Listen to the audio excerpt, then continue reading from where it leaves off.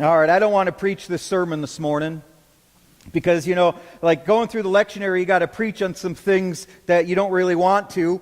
And this morning, if you guys are excited, we're going to preach about death. So, I know that you came to church and you're like, today's a good day to go to church and talk about death.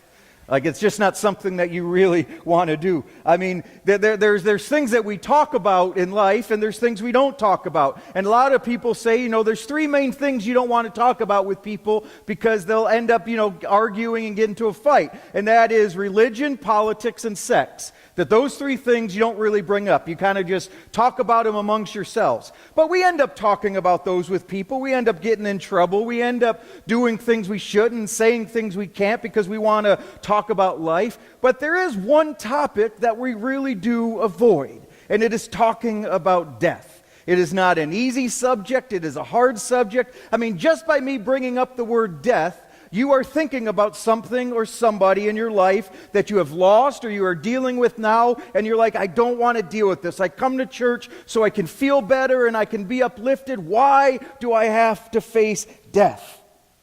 But, again, we don't want to die. It's tough. And you can't blame me because this is the lectionary text for today.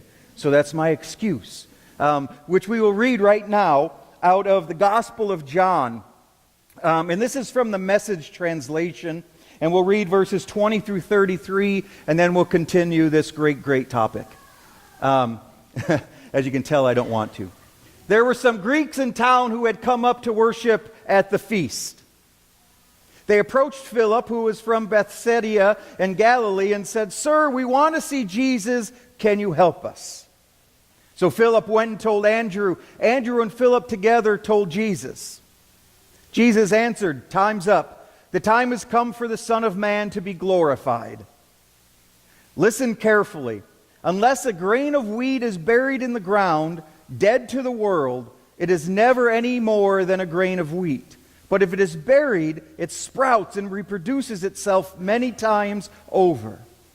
In the same way, anyone who holds on to this life just as it destroys that life.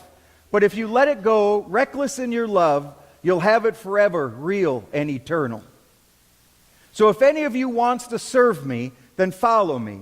Then you'll be where I am, ready to serve at a moment's notice. The Father will honor and reward anyone who serves me. Right now I am storm-tossed, and what am I going to say? Father, get me out of this. No, this is why I came in the first place. I'll say, Father, put your glory on display. A voice came out of the sky. I have glorified it, and I'll glorify it again. The listening crowd said, thunder. Others said, an angel spoke to him. Jesus said, the voice didn't come from me, but for you. At this moment, the world is in crisis. Now Satan, the ruler of this world, will be thrown out. And I, as I am lifted up from the earth, will attract everyone to me and gather them around me. He put this in this way to show how he was going to be put to death.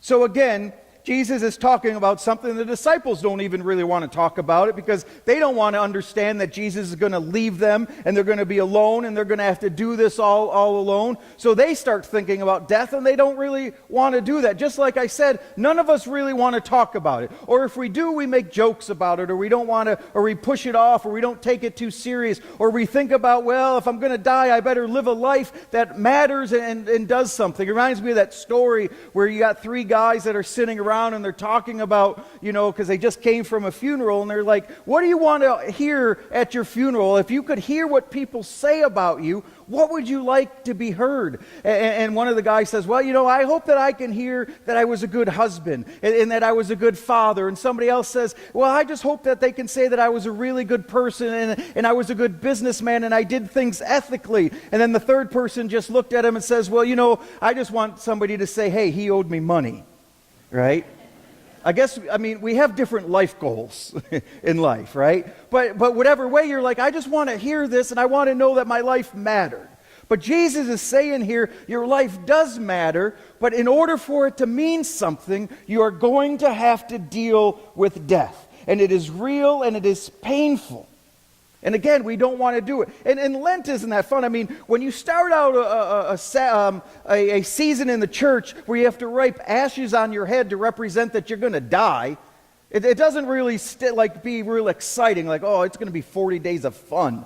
We give stuff up. We got to talk about dying. We're going to talk about the cross. And oh man, but it does something. It heals us. But Jesus says you have to do this. You can't just focus on the good all of the time and how to feel good. I get compliments all the time. Well, I like the way John preaches because he doesn't make me feel bad, right? He doesn't make me feel like I'm a bad person or any of this. But there's moments, especially in this Lenten season, where we have to come face to face with who we are and what we are dealing with.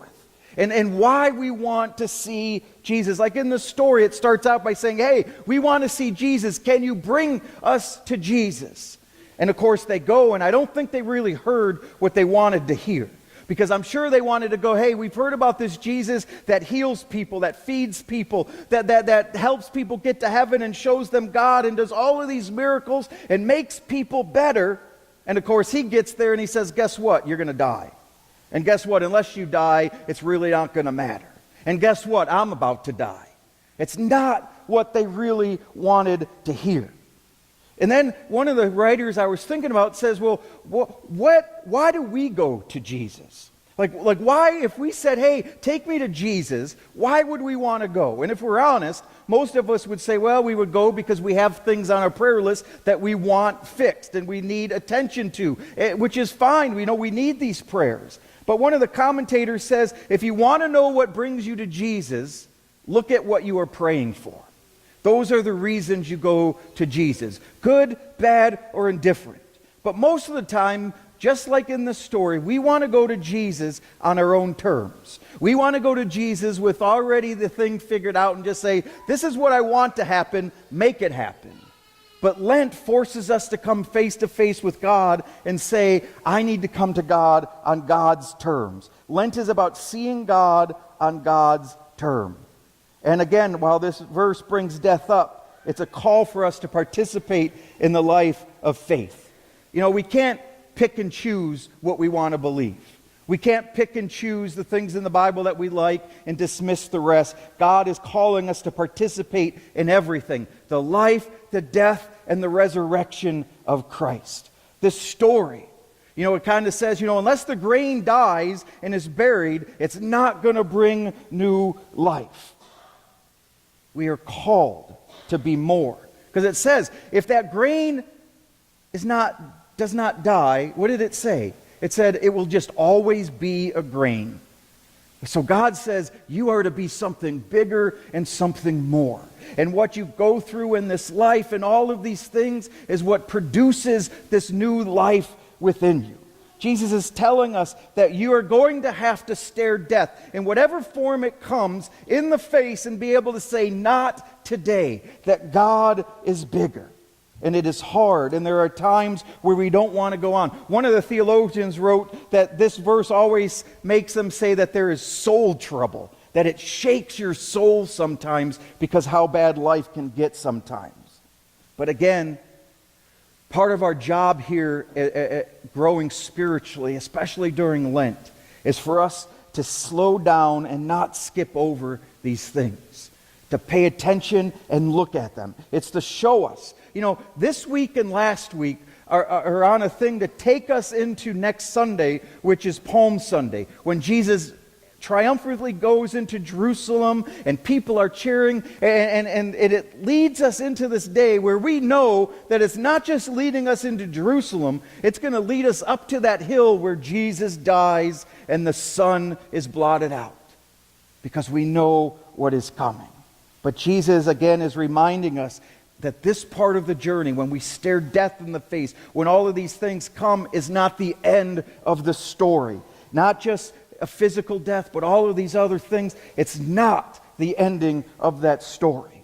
And if we're honest, we die 1,000 times a day. We lose relationships, we lose jobs, we lose marriages, we lose a lot of things that come up, our health, just our emotions, all of these things, they take a lot out of us. And it's a lot easier to give up on relationships when they die. It's a lot easier when we don't get along. Like, it would be easier for our denomination to split into two directions instead of doing the hard work of coming together and realizing that death is not the answer, that God is bigger than that we are to be in relationships. That's the hard work that we are called to do and pay attention.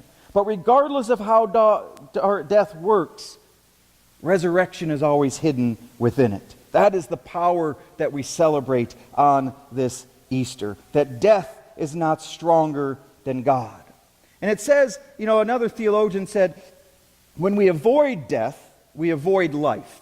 Meaning that if we don't understand that, we don't look at it, we don't take, again, I forgot that word, stock of our lives. I forgot it last week, if you remember. So keep track how many times I forget that. Inventory, see? That's the word. So we have to take an inventory of our life. But sometimes it paralyzes us because that's what fear and things we don't want to do, and we just say, well, I don't want any part of that. And it isolates us from God and from each other. That is the danger of realizing that death is bigger than God sometimes, or when we think that way. And when we think that way, it takes power away from God because we say, well, then God is not bigger than death. But that is not the message that we celebrate on Easter. Death is not stronger than God. If somebody says, sum up Easter, that could be one of the taglines. Death is not stronger than God. Death is not the last word. And I don't mean just our final death, because again, we know that is not the last word either. I mean all of these times that life wants to kill us, that life is hard. Those moments, as Howard said, and those moments that everybody else says, those among us that are sick or going down this journey or don't know what it is or how we don't even know how to talk to each other, whatever it is, we say death is not the last word. Death is not stronger than God. Again, it's hard. Look at Jesus. Jesus did not ask for God to save him. In the garden, Jesus says, God, if at all possible, can you please not make this happen? Right? Because I'm freaking out about it. But he says, but if it is your will, God, then I will do this.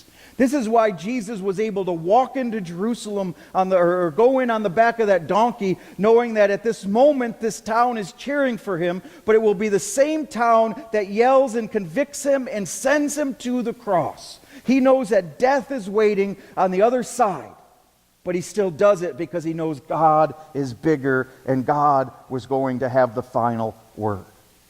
So Christ calls us to follow that same path. It is tough. And it is hard. Last week we talked about taking up your cross and following me.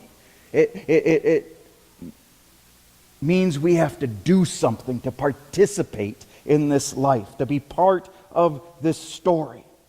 We are called to entrust God with our whole selves. I think, again, that's one of the purposes of Lent. When we give up, and a lot of people fast or do things, it's to help us to understand that we are to give ourselves fully to God, all of it. To just go and say, Lord, I am afraid, and it hurts, and it stinks, but I know that death is not the final word. And it doesn't fall on me that this is not easy stuff. That it's so easy for me to say it, but it's very hard to live it out. But we come, we lift each other up, we have prayer time, we get together, we fellowship, because we know that death is not the end. We know that we have a God that walks with us every step of the way, and we have other people that join with us. That is what this journey is about. To come to the cross and not close our eyes at the death part of it, because we know that is temporary. But to know, as Tony Campolo has said, it is Friday, but Sunday is coming. And I've said that before, and I love it. It's Friday, it is dark, and you don't think Sunday's coming, and you think it's going to be the end, but we know that it is not. That is why we celebrate in a couple weeks what this cross represents. So let us pray. Lord, death is not fun. Things that hurt us are not fun. Things that take our faith away are not fun. But Lord, we know that you call us to have to go through it. And you tell us that we go through it because we know that in the end you will be victorious and you will have the final word. So wherever we may be facing death in our lives, whether it is real, whether it is something that just takes a little bit out of us, help us to know that you are God and you are bigger. So as we begin the walk into Holy Week, as we celebrate next week as you came into Jerusalem, we know that you knew that death was coming, but you did it anyways because you knew that God was with you. So help us to be reminded that God is with us as well. And all of God's people said, Amen. If you'll please stand as they close us.